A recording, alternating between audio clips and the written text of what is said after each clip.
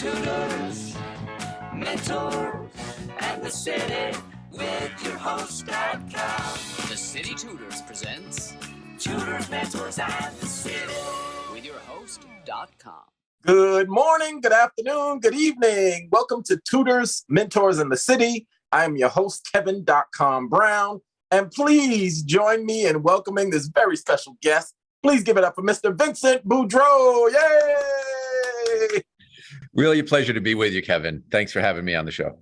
Vince, it is such an honor and a privilege. And you throw off my pattern a little bit because I typically interview people that I know nothing about, that I did no research on, and I try to get to know them the same way the viewers are, right? Mm-hmm. But you are different. You are an exception because I know you a little bit.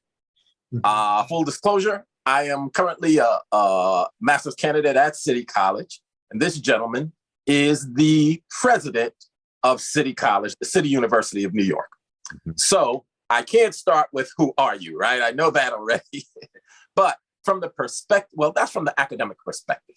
So I'm going to ask you that same question, but I'm going to ask you from the personal perspective. Vincent Boudreau, the man, who are you?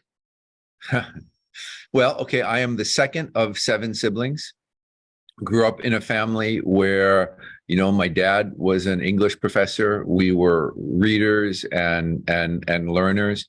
First college classroom I ever went into as a freshman was my father's freshman writing class because I was assigned to take him. So education has always been really important to me. We were kind of a do-it-yourself family. Back in the 70s, we had, we weren't by any stretch of the imagination poor, but we were, single income family, seven kids. So if we had a popsicle stand that we ran out of my house, and that was what we did instead of getting allowance. And that's how we funded family vacations. And, a little bit later on, I had a grandfather that had some land, and he set aside like a half an acre of land.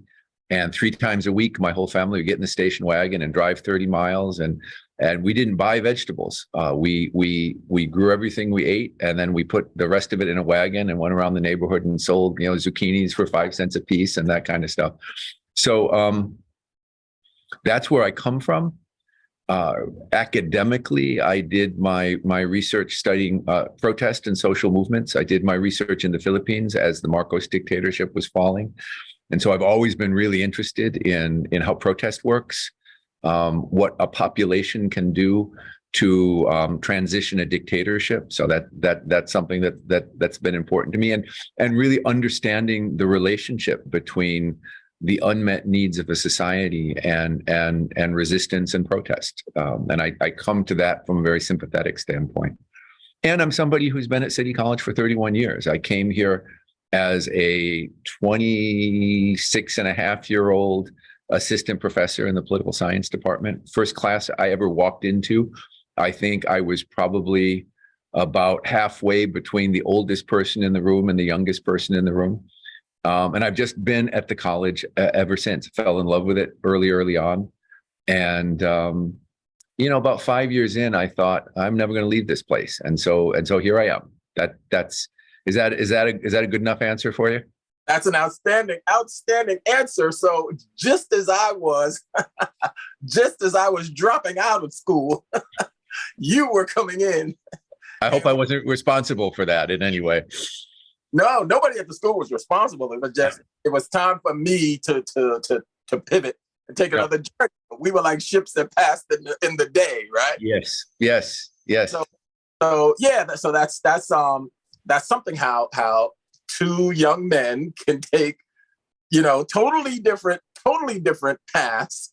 But not totally different, because before I went to graduate school, very involved in theater in my college.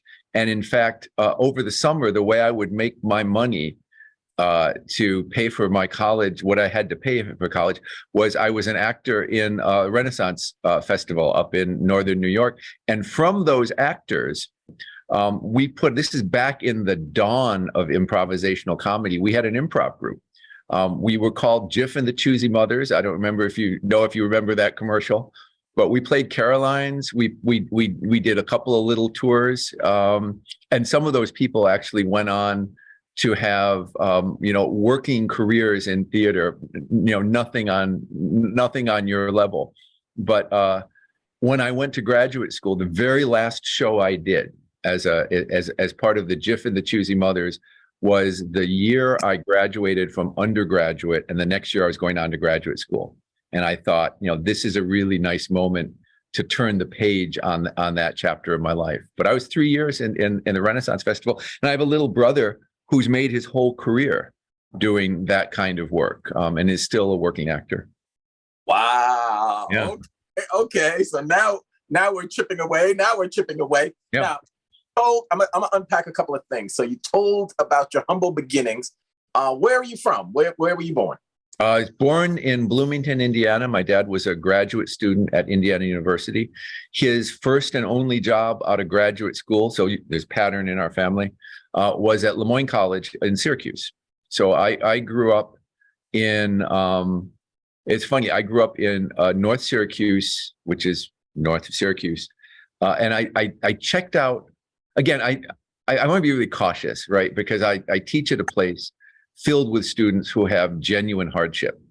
And we never felt like we had hardship. I think we were kind of, by the 1970 definition, we were sort of solid middle class, which meant your parents were working. You didn't have to worry about where your food was coming from. Everybody went to good public schools. But interestingly, I live now in a 1,000 square foot, 2-bedroom apartment in Manhattan. And just out of curiosity, I went on Zillow to look at the house that the 9 people in my family, 7 brothers and sisters and my 2 parents, had same square footage. We grew up in a 1,000 square foot place. So we were on top of each other in a way that was really joyful and wonderful, I thought. So that's North Syracuse. Absolutely. So how old were you when you went to Syracuse? Well, I went to Le Moyne College, and I went right out of, when my family moved there, yeah. I was like a year old. I have no memory of anything that wasn't North Syracuse. Okay, so North Syracuse. Now, when I hear Syracuse, all I think of is the university. I'm thinking the university is the whole town of Syracuse. Is that accurate? Is that inaccurate? No, not at all. In fact, so culturally, the biggest contribution Syracuse has, if you've been to Dinosaur Barbecue, Dinosaur. So that's Harlem and lots of other places started in Syracuse, and there's a thing on the menu and Dinosaur Barbecue that you may see as kind of peculiar. It's a salt potato. You know that? I've never seen it. No. It's a side. Look for it next time. Syracuse originally, before they discovered the salt mines out west, they had salt marshes. And so they would produce salt by boiling the water down, and the workers would throw potatoes in as they were boiling off the water to make salt. And that's where the salt potato comes from.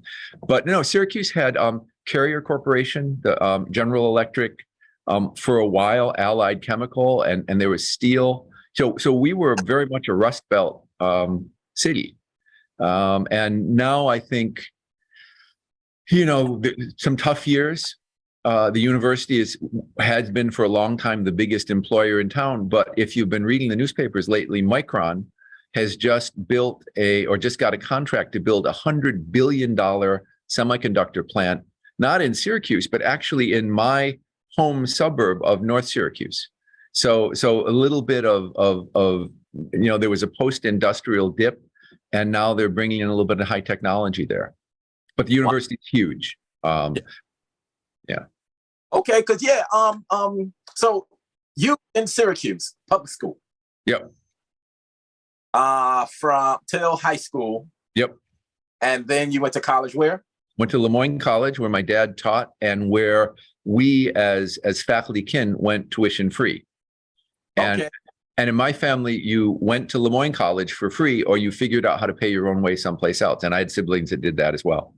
Okay, so Syracuse, the huge behemoth from up there, and then Le Moyne in Syracuse? In Syracuse, if you walked from Le Moyne College to SU, it took about a half an hour. Okay, and your major was what? English and philosophy with a minor in political science. Okay. So you get your bachelor's degree and then do what? Well, I immediately I thought I wanted to go into diplomatics in the Foreign Service. And I was at a school where we produced doctors, lawyers, and accountants. And so nobody knew what to do with me. I had one career counselor that said, join the Peace Corps, which I didn't really want to do. And then there was a guy named Tim Burns who taught at City College for about 3 or 4 years before taking a job at Colgate the year after I came here. But he was a Lemoyne College graduate. He had gone to Cornell University to their government department. And so they said, maybe you should do that. So I had played lacrosse as a high school student in the Cornell Stadium. That was the only contact I had with Cornell University. But I thought, okay, I'll go there for government. And I'm in my second semester as a student in the PhD program in government at Cornell University. And the faculty person is going around saying, what do you want to do? What do you want to do? And I said, well, I want to be in the Foreign Service. And he stops and he says, well, you're in the wrong program. That's not what we do here. We train professors to teach in universities. I did not know that. I had not done my research. So I had to kind of recalibrate a little bit. But yeah, so Lemoyne College and then master's and PhD at Cornell and then City College right away. And that's my whole resume. Wow. Okay. And you that moment where you said you had not done your research, that was where I was. That was the same position I was in when I dropped out of school, right? Mm-hmm. I went to Brooklyn Tech, was an electrical engineering major, came to college for electrical engineering and could not pass Calculus 3 or Calculus 2 or something. Right. And I was about to drop out. My mother dissuaded me. She said, why don't you change your major? So I was an athlete. So I figured I'd become a physical education major, but I didn't do my. Back then, that was a major at City College in the 80s. Mm-hmm. But I didn't know until maybe 2 years before I graduated, maybe my junior year, that they were training us to be teachers. Mm-hmm. They were training us to be gym teachers. Yeah. And the concept just didn't agree with my spirit. I wasn't prepared to throw out volleyballs for the rest of, to make a career out of that. All right. And I got the bug and I just walked away and chased this Hollywood dream. But I remember the conversations, the pivotal conversations I had to have with my mother. First of all, to keep me from dropping out of school the first time. Yeah. And then she came up with the idea to change my major. But those were the mentorship moments. Yeah. Now, you know about City Tutors. You were one of the founders. You helped Gary Rifkin create City Tutors at City College. Yeah. Where y'all incubated the program, which provides free tutoring and free mentorship to New Yorkers, to CUNY students. But what we try to highlight on is those pivotal moments when a young person has those internal conflicts. Yeah. How do they maneuver? So when you hit that moment where you realize, hey, I didn't do the research, how big of a conflict was that for you? Well, it was actually a conflict on two levels, right? And so I'm going to be honest. So strangely, I had a father who was a university professor, had a PhD, exactly my trajectory. But he was a farm boy who kind of made it to college and just kept going. And so he came out of it without a real clear sense of what the professional trajectory was. So he gave me no advice about what it was like to be a PhD student. I had gone in my last years at Lemoyne College, where, we graduate 500 students a year back in the day. Our political science department had 4 faculty members in it, and one of them was an expert in South Africa during the apartheid years. And so I did I can't tell you how parochial I was. I had born and raised in North Syracuse, never got on an airplane, never, nothing. So I'm in this class where he's talking about, every week there was 3 of us that would meet with him, and we would have these readings about South Africa and apartheid and all the rest of it. And I was just discovering the fact of apartheid as a graduating senior from college, the fact that it existed. And so my whole plan was to go to Cornell University because my girlfriend lived in Buffalo. I didn't want to go far away, without any kind of investigation of what the strengths of the department was. And not knowing that as a PhD student, you must find academic mentors that are interested in what you're interested in, because they're going to guide you substantively in the conduct of your research. So I go to Cornell without ever investigating the department, without ever thinking like, who's my mentor going to be? And I show up and there's nobody that studies Africa at all. So not only am I in a place that doesn't train people to do the job that I want, I'm also in a place where nobody studies the subject area that I want to study, right? But we had the best Southeast Asia program. So there's a confluence of things, right? So to answer your question directly, I was back on my heels. I thought, well, here I am. I'm at this, great school. I'm learning a lot of things generally. I don't know what my path forward is, but let's see what's going to happen. And so in the first days of April in 1985, I'm sitting up in the library and all of a sudden there's noise on the street or sidewalk, right? Because we're on the inside of campus and there's noise. And one of my fellow students bursts into the reading room and says, you guys got to join the protest. Come on out and join the protest.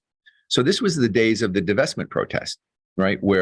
And people knew that I was interested in South Africa. So they thought, what are you doing in the library when this thing is happening on the street? This was a movement to try to convince universities to pull their investments out of South Africa to put pressure on the government. So I go down and my first protest ever, I didn't know I was interested in protest. I thought I was interested in political economy. I go down and first day I get arrested. And for the next, I don't know, like 6 or 8 months, over the course of that time, I get arrested 32 times, sometimes by campus police, sometimes I developed this real interest in protest. And so I'm in a class in Southeast Asian politics taught by a guy named Benedict Anderson, who is legendary.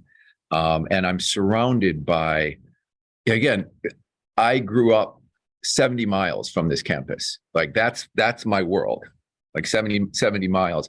And I'm sitting in classrooms where there's the editor of a dissident newspaper from Indonesia who's in exile, and the 2 guys from Thailand who went into the jungle against the Thai government in 1976 and fought the government as guerrilla fighters. And then, Filipinos who have been resisting the Marcos, and they're all around me. And I'm just this kid from Syracuse trying to keep up. And so I have thrown myself into this movement. I'm studying Southeast Asian politics. And then the people power protests against Ferdinand Marcos in the Philippines erupt. And everybody turns to me because I'm interested in protest. And I'd written one paper on the Philippines. And so all of a sudden I'm the local guy who's interested in the Philippines. And my dissertation advisor at that point said, you don't know enough yet to go out and do your field work. But this thing is happening there. And you only get one chance to be there when something like this happens. So 2 years in, I'm on a plane to the Philippines. I spend the next 2.5 years there with the movement, studying their efforts to overthrow the dictator. I get there as Marcos is leaving the country.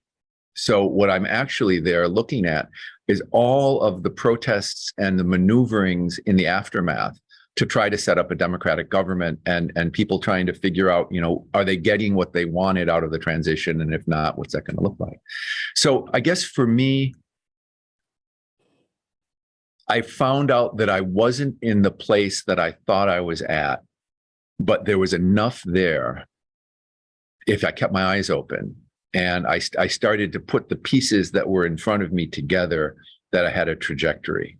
And so very, very quickly, I changed from being interested theoretically in political economy to being interested in resistance and protest, and shifting from, resistance against the South African dictatorship to resistance against this Filipino dictatorship. And then I was kind of off and running. I'd found my people.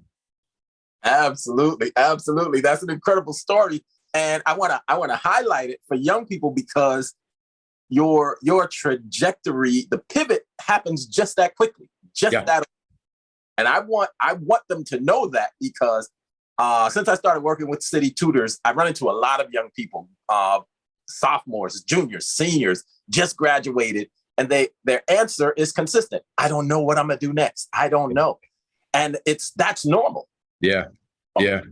Now I want to unpack something though. But I'm cutting you off purposely because I want to unpack this point. So you said you got arrested 32 times. We hear the stories of people who get arrested in protests, but we don't hear the aftermath.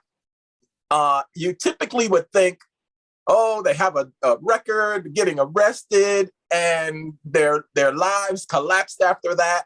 But yours is you get arrested, in good trouble, and now you're the president of a college, right? Yeah, but I want to be really careful about that, right? Because I also look, I want to signal my white privilege, right? I was on a campus, I was on Ivy League campus in a small town where like Ithaca is Cornell, like in a way that Syracuse University could never be the totality of Syracuse, New York, because a couple 100,000 people there. Cornell University is Ithaca, New York. You know, you got a couple of restaurants, you got some wineries, you got some state parks, and you got Cornell University and Ithaca College. And so there was clear coordination and communication between the campus and the local police. I will. I mean, it's funny, right? How, in a way, how protected we were. Right. I mean, I remember the first time we go on trial, there was a judge down in Ithaca who said, you know, if these were my kids, I wouldn't arrest them. I would spank them. You know, I spank them and send them home. Like we're looked at as kind of naughty. And so a bunch of us got together and we, you know, the phrase, the hanging judge. Yes. From Westerns. Well, we wrote a song called The Spanking Judge. And we got it on local radio. That was a kind of a protest song in defense of our action. So it was, look, it was a time, especially in places like Ithaca, smaller, more rural, mostly white, where you could have the police bring you home at night and you get in trouble with your parents instead of getting in trouble with the law. And so, yes, I did all of that. But even at that time, there was a house on Ithaca, on the Cornell campus called Ujima House, named after the Ujima program in Tanzania. And this was where the Black students who were particularly interested in the Africana Studies program, that was their place to live. And all through the protests, we were going to Ujima House and saying, you've got to mobilize with us. We're with you in solidarity. And some of those young men and women would join us. But a lot of them said, you don't understand. I'm the first one in my family to have this opportunity. I'm not going to be the one who he's going to be sent home without a degree. And then it's going to be another generation before somebody gets the opportunity that I have. And had the same thing with people that were here on a student visa. So even at the moment, as lots and lots of people were getting arrested, Henry Louis Gates was on faculty, and he was arrested with us at various times as well. But there was, even inside the movement, a really clear sense of people who could afford politically to get arrested and people who could not. And that category of people who cannot afford to get arrested is much more expansive today than it was back in the 1980s. So I want to bracket what happened to me as not being typical, and especially not being typical if there are City College students listening to this. And this is not to say don't get involved, but understand, what you're doing, and make sure that you're both taking a stand and preserving a future for yourself. That was an excellent point. I don't know how it even came out, but that was a perfect point, because you play the hand you're dealt. You put pieces on the tape on the board, and right. and you have to be strategic with it, particularly because of the political climate, because of the climate of the area you're in. So that was a powerful point that you just highlighted. Okay, so when you go to, you said you went to the Philippines. Mm-hmm. Yeah. Now, were you in a program? This sounds dangerous. Why does it sound so dangerous? Well, it wasn't. So this is what I study, right? So I was in Burma during the dictatorship. I was in Indonesia when the Suharto dictatorship fell. But I also want to be really clear about danger, right? The same point I just made in relationship to protests in the United States applies overseas. Like, could something happen to me as an American? Of course it could. I was in places where crowds were fired on by Filipino soldiers, but they weren't shooting at me, right? And I remember when I went to Burma for the first time doing research. This was in 1998, 99. And the first day I get there, the person who was going to be my contact tells me a story of, at the time, they had shuttered the universities for 25 years. So there were no students in any colleges. And one student, kind of on his own, decided that he wanted to write the history of the Burmese student movement in 1958-59. So the dictatorship begins in 1962. This is before the dictatorship. So this young man goes around and he interviews 20 people who were involved in the 58-59 student movement. So we're talking about 70, 80-year-old men and women, mostly men. So he writes his thesis, then he passes it around to all of them so they can validate, make sure that he got the story right. One of them was blind, and the rest of them were sighted and read the thesis. The regime, when they hear about this, they come in and they arrested everyone, not the author, every one of the sources except for the blind man. And the argument was he didn't see the document. Everybody else saw the document. And so the story was told to me because as a way of impressing on me that I wasn't going to be the one, like I was asking people to put themselves in jeopardy. And when push comes to shove, if the government didn't like what I was doing, they would send me home. And then everybody who was left behind would face the full wrath of the regime. These old men were sentenced to 20 years in jail for being interviewed about what they did 40 years ago when they were young men.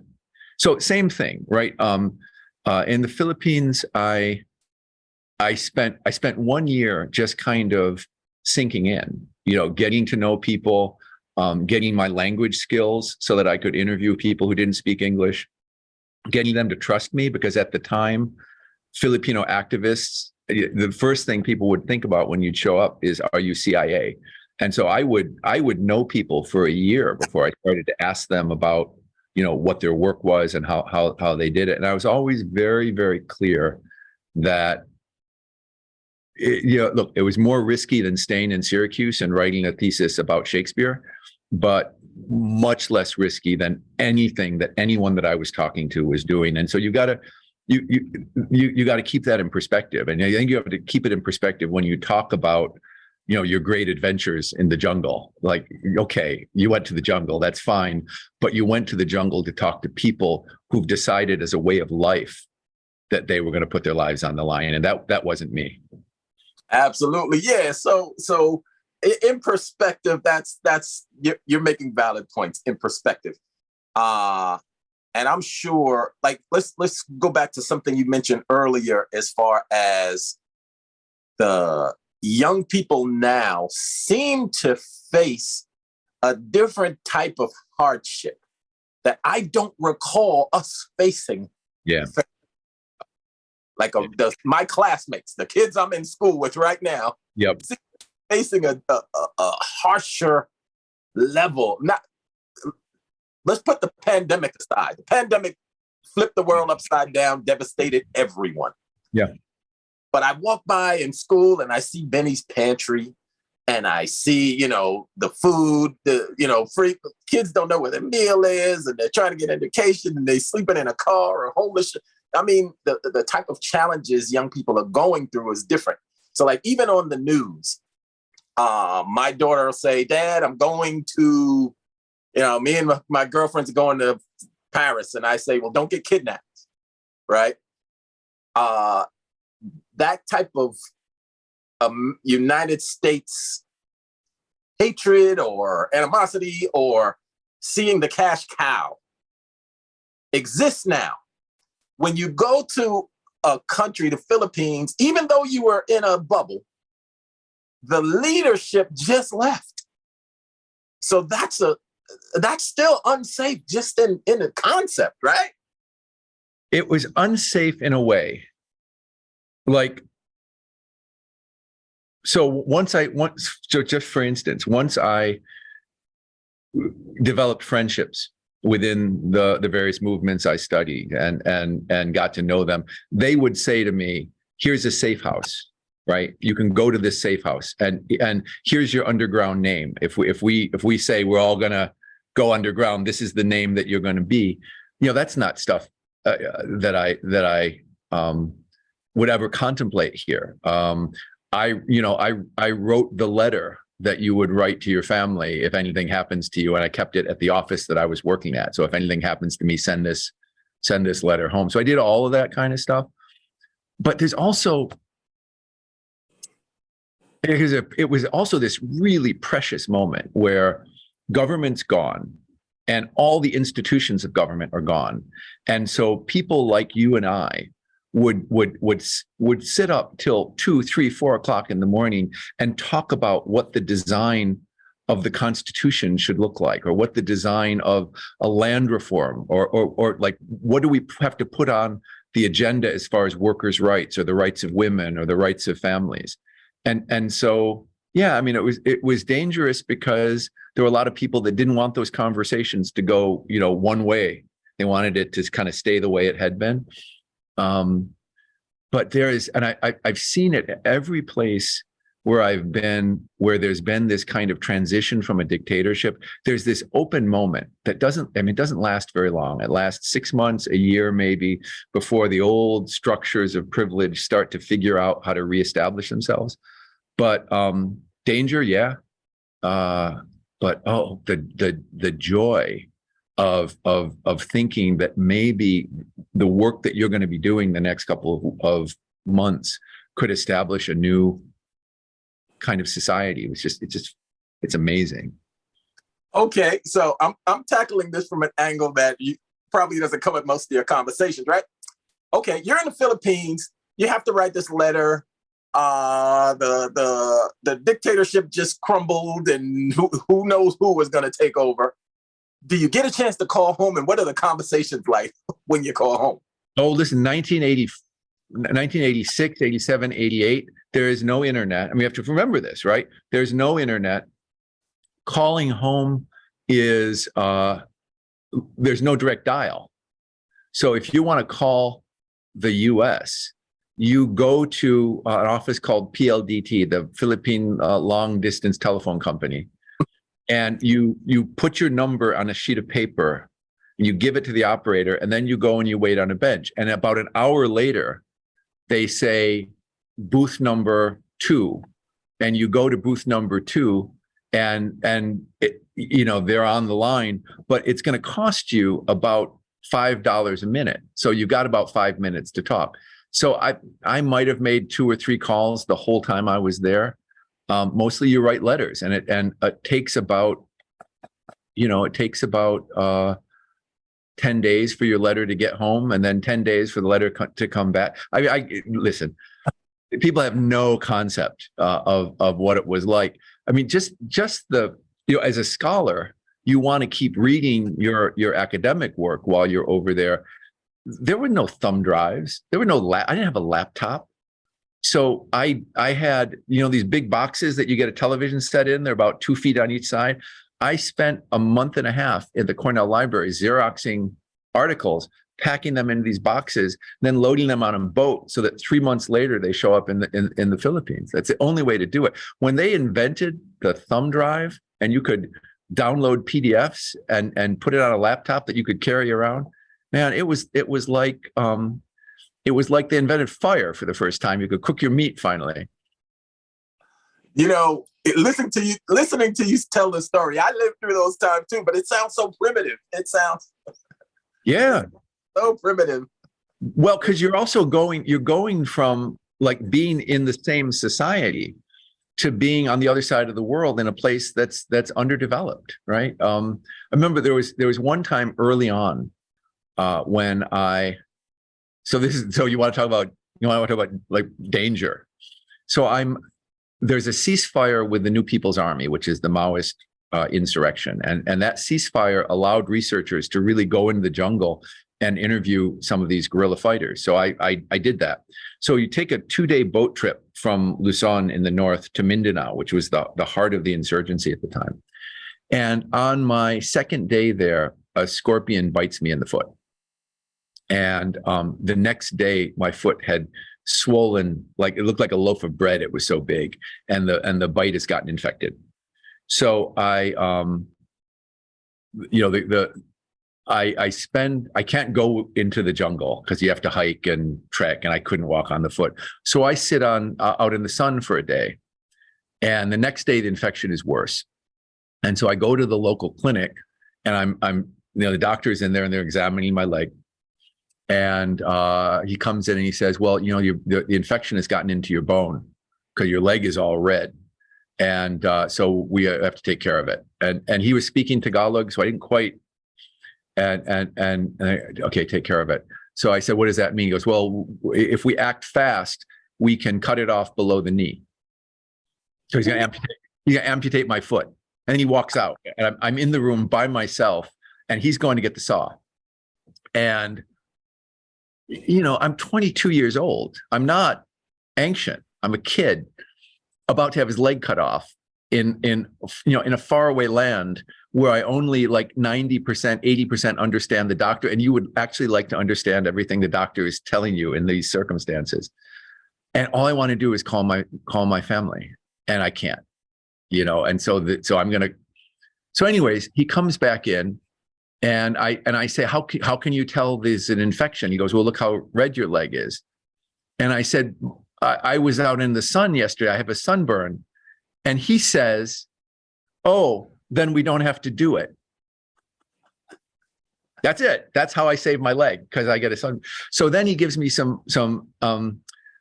a prescription for an antibiotic, but I don't have the money to fill the prescription. So what I have to do is the next day get on a boat overnight to go to the city of Cebu. And then the boat lands at 6:00 in the morning, and I've got to make my way to the one bank in Cebu that has an ATM, take money out, book return passage overnight. And at this time I've got a fever because I've got this infection from the scorpion bite.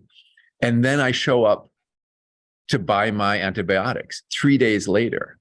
So you want to talk logistics and, difficulty with communication and, the possibility of incorrect amputation, like all of that was there. That was, I will say, that was probably the most immediate danger that I was in the whole time I was over there.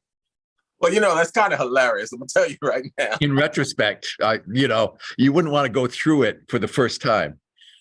But there's a lot of lessons in there, right? There's a lot of lessons in there for young people, old people. No matter what stage you are in your life, before you let somebody amputate a body part, ask a few questions, have a conversation before they pull out the saw. Use sunblock. Always use your sunblock. That's another good one. Right. That's a hilarious adventure. Now, I might not have thought it was hilarious, 30 years ago when I heard it, but as my comedic mind, that sounds hilarious, right? Yeah. No, it is now. Walking around on two legs, it's a great story. Yes, absolutely. Okay. So that program ends, you come back to the States, and then you plant your flag at City College. Is that how that work? How'd you get to City? No, pretty much. I wrote my dissertation. City College was looking for somebody who, the way it works if you're getting a professor's job, huge competition. And me studying protest in the Philippines is not like studying, France and Germany, where everybody wants somebody who teaches that. So there were probably 10 jobs in the whole country that was even remotely appropriate for. And City College at the time was advertising for a job for somebody who studies East Asia. So that's Korea, Japan, China. And I study Southeast Asia. So I didn't apply for the job. They interviewed people, didn't like the candidates they got. And so the head of the department called the head of Cornell's government department and said, "You got anybody who's kind of interesting who studies Asia?" And he said, "Well, we've got a Southeast Asianist. Would you be interested?" So I go and I interview. So I send out probably 25 applications. I get 2 interviews, one at the University of Michigan, one at CCNY. I didn't get the Michigan job. I get in February, the chair of the department at City College calls and says, "We're going to offer you the job pending budgetary approval. So this is the preliminary call. You got to wait for the next call." So I wait for a month. The call never comes. I'm kind of kicking around Syracuse, but I've got more research to do for my next project in the Philippines. So I go back to the Philippines, and now I'm living in the Philippines, waiting for the call, waiting for the call, waiting for the call. And July comes for a job that's supposed to start in September. July comes, and I remember I sit up and all night and I said, "You're waiting for this. The call is never going to come. They've run out of money." This was a time when budgets were super tight.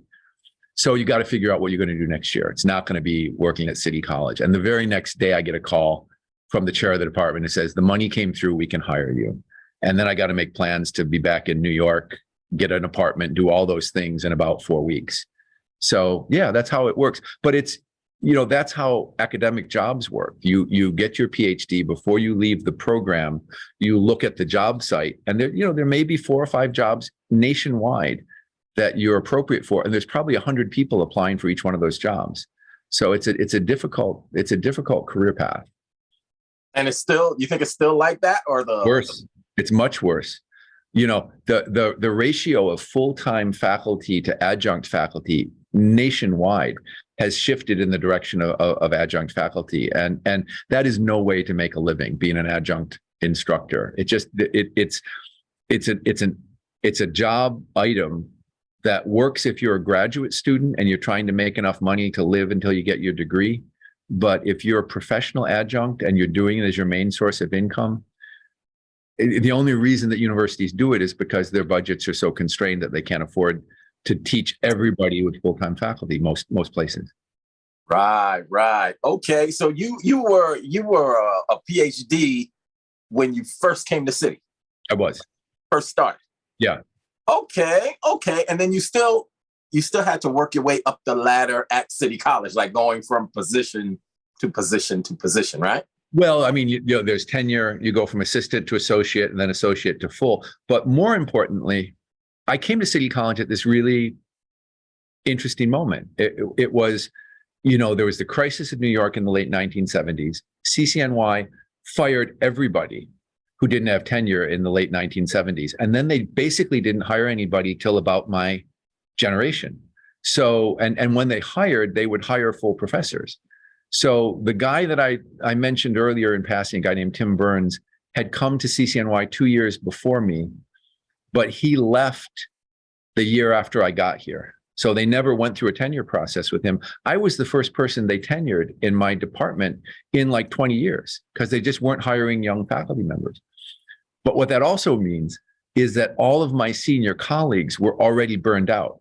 So nobody wanted to be chair of the department. Nobody wanted to take on administrative positions. They were all kind of looking for, they were on the downside of their careers where they were going to teach a little bit the classes they'd always taught and then do something off campus.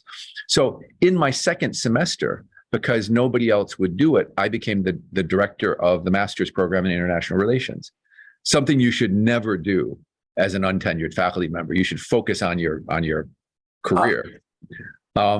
And that was it. From that point on, I never had a semester where I was just a faculty member. I was director of the master's program for 7 or 8 years. Towards the end of that, I became concurrently the director of the international studies program and the master's program. Went away on sabbatical, came back, was deputy dean of social sciences. And then I came back to be the chair of the political science department. And then halfway through being the chair of the political science department, they asked me to also direct the Colin Powell Center. So I did those 2 jobs simultaneously. And then I finally dropped the chair of the department directed the Powell Center until it became the Colin Powell School. And then I was the first dean of that. And from that position, I became president. So I had that first semester when I was, just a professor. Every other minute I was on campus, I was administering some program. And it had everything to do with the fact that I came in at a time when we didn't have a lot of 45, 50-year-old faculty members who were kind of in the prime of their careers. Everybody was either on the downside of that, or, after I'd been on campus for 5 or 6 years, everybody was younger than I was. So if there was a vacancy, they would come and see if I had the bandwidth to do the job. Right. So, I feel like I could talk to you for a whole nother hour. And I thank you again for joining me. I know your time is limited, so thank you so much for giving me this much time, right? So I'm going to make this the final question because I know you have to go. First of all, a guy that works for City Tutors named Michael Chin, he was one of your students. He said he won't remember me. Of course I remember. So can I say, City College is filled with students who believe that they are forgettable. And I've never for a moment forgotten Michael Chin. And the biggest burden that I think our student body as a population carries around is the idea that maybe they don't belong here. Maybe success is not for them. Maybe I'm not memorable. Maybe there's nothing special about me. And the whole focus of our institution and the whole focus of mentoring, right? That interaction you have with somebody who's made it is to take somebody who maybe doesn't have that confidence, is carrying around imposter syndrome and say, you're wrong about yourself. You are memorable. You have a future in front of you. Look, I was convinced that I wasn't going to get tenure at City College. I was convinced of it. And tenure was different back then. There was a whole other different system in place, but we all carry that with us. But it is particularly strong in our population of people who in their families maybe don't have a lot of folks who have gone through college. So yes, I remember Michael Chin. Tell Michael I will always remember Michael Chin. Partly because nobody wears that kind of imposter syndrome on their sleeve as explicitly as Michael did when he was a student. And look at him now. Look at him now. Absolutely. So I'm going to give you final words in closing. Again, thank you so much for your time. I appreciate the comments about Michael Chin. I'm going to take that clip specifically and send it to him. He won't believe it. I mean, look, he won't believe it. He'll think I was just saying stuff, but I know Michael. Yes. So I'm gonna give you the opportunity for final words. What would you like to say in closing? We talked about a lot of things, but I'm giving the last words to you. I want to double down on what I just said, right? And what you had said earlier, which is, every time, over my time, especially in the political science department and when I was running the Colin Powell Center, we would bring tremendously successful people into campus, people that had been the CEOs of corporations, and every last one of them will tell a story of the moment when somebody tapped them on the shoulder, or when they walked by a sign, by a bulletin board and saw a sign that said, are you interested in doing this thing? There's not a person that didn't feel that was a shot in the dark, that it was for somebody else, that they were talking about someone besides them. Every last one of us feels that way. And something I say to first year students during freshman convocation is you run down the list of people at CCNY who have gone on to be, Colin Powell, Jonas Salk, Andrew Grove, Anne Bernard Spitzer, like our honor roll. There's not one of them that wasn't in exactly the same seat that our freshmen were, thinking, I don't know if I belong in this place. I don't know if I'm good enough for this work. And undeveloped talent, undeveloped potential is invisible. It's invisible. It's invisible to the person who has it. And so if and I've been talking primarily about City College tutors, City College students, but the City Tutors universe is bigger than this. Your talent is probably invisible to you if you haven't been in a situation where you've been fully supported, academically supported from the day you were born till the day you graduate from high school. So don't you be the one that says, I'm not appropriate for this opportunity, or I'm not good enough for this thing. It's the world we live in right now, where we're surrounded by so much talent, and we're all waiting for someone to tap us on the shoulder. And if you're waiting for that, then you got to sometimes tap yourself on the shoulder and say, I'm going to put myself out there and do some of these things. So I'm all in on the City Tutors agenda. I feel like it is fully aligned with the priorities of the college. And I think the work that we do in making sure that everyone with talent is able to see their talent developed, that's not just an educational mission. It's fundamental to our democracy. I think we are frontline democratic institutions. So really happy to spend this time with you. I have to say, the time just flew by for me. It's what happens when you get somebody talking about themselves. They just go on and on and on. But really honored to be here with you, Kevin, and I look forward to watching this episode and the other episodes of the podcast. Yeah, absolutely. It was a great conversation. I appreciate all that you shared. I'm sorry I held you a couple of minutes over. I'm good. Thank you so much. Thank you so much for your time. All right. Take care now. All right. Bye-bye. Bye-bye.